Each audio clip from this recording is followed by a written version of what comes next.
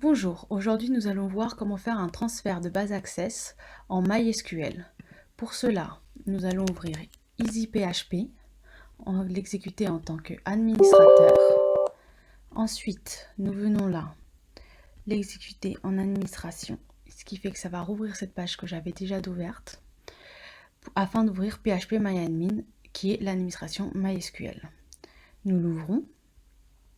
Puis nous allons créer une base vide, sachant que je l'ai déjà créée, que j'ai déjà ma base de données qui a été extraite. Je vais quand même vous montrer, nous allons là dans base de données et là vous pouvez créer une nouvelle base et vous mettez un interclassement UTF-8 général. Ça permet d'avoir tous les caractères possibles. Donc voilà, vous prenez ça. Ensuite, nous allons ouvrir le bool zip qui va servir, alors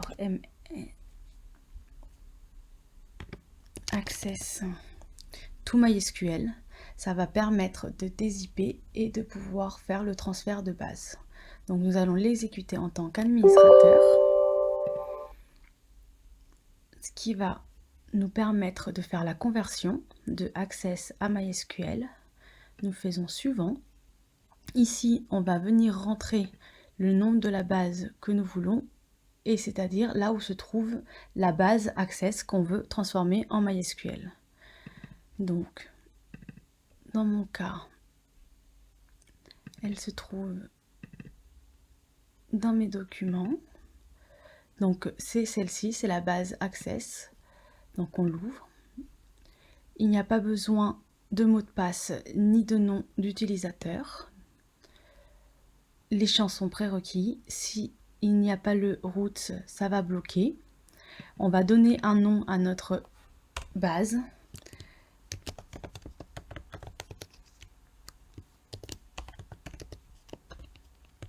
Donc je l'appelle comme ça pour moi. Vous pouvez aussi mettre MySQL derrière pour que ça apparaisse.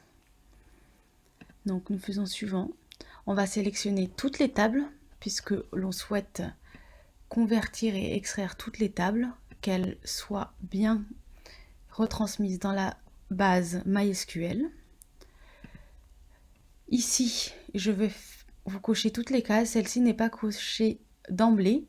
Dans mon cas, je vais le faire puisque ma base existe déjà. Donc ça me met bien que ça va jeter l'ancienne et la recréer. Je fais OK. Et là, on va faire là le transfert. Ça peut prendre un peu de temps. Maintenant que le transfert vient d'être fait, on fait suivant. On a bien toutes les conditions qui se sont mises, toutes les tables successivement, et ça avec succès. On vient, donc on retourne sur notre page, on revient l'actualiser, et lorsque votre page est vierge, votre base de données va apparaître ici. Donc la mienne, AdventureWorks 2016, comme je l'ai nommé. Et on vient bien vérifier qu'on a toutes les tables.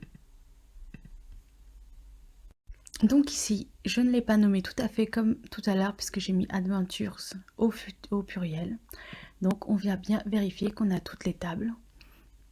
Pour cela, on peut aller dans base de données et cliquer dessus. Vérifier qu'elles sont bien là.